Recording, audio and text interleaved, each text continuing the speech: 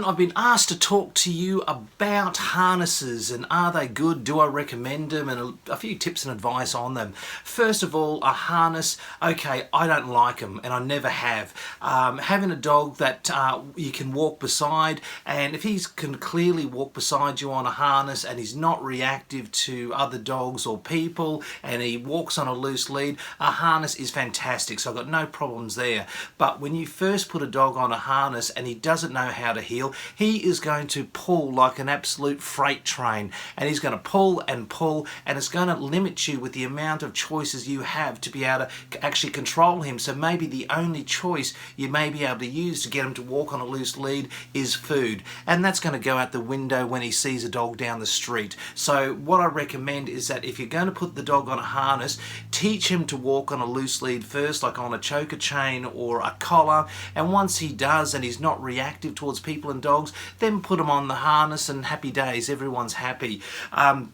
I've seen so many people with harnesses and they've just got zero control on them. The dog is just pulling and pulling and pulling, and because they're not training the dog to walk on a loose lead, the dog ends up pulling twice as hard on a harness as they do on a collar and a collar or a choker chain.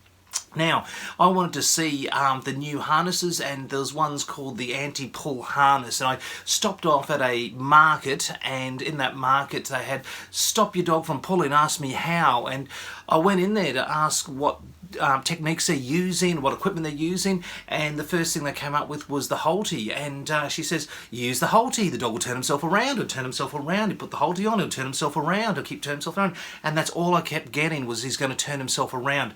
Then I said, well, what about this harness? She goes, oh, that's a harness, the dog's going to pull on it, he's going to turn himself around, and he's going to keep turning himself around, he'll turn himself around, and then he'll get sick of pulling, and after about 20 minutes he'll get sick of turning himself around, and then he'll start walking beside you.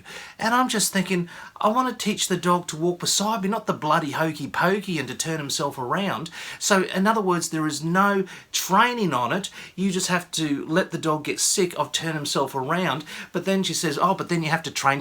You've got to train for him to turn himself around. So you need the food there. So basically, you're going to get the dog to walk beside you after he's so full of Scooby snacks and after he's turned himself around 100 times doing the hokey pokey. So the thing is, by using these this equipment like anti-pull harnesses, I think they're basically useless. You know, you might be able to get some results out of it, but I'd say teach your dog to walk on a loose lead and then put them on the harness. If you do it with a harness, you may only be able to use food to be able to teach him, and you might be able to get that way, but then again, in a real world, the dog's going to get distracted, and is that dog down the road going to override your little Scooby snacks? But anyway, harnesses, don't agree with them, don't like them, but if your dog's not reactive, they're great. I'll be training on collars and leads, but definitely not harnesses. And also the other thing too is that if they're not fitted properly, you do get a lot of dogs that get matted hair under them, they get rashes under their, you know, on their chest and so on.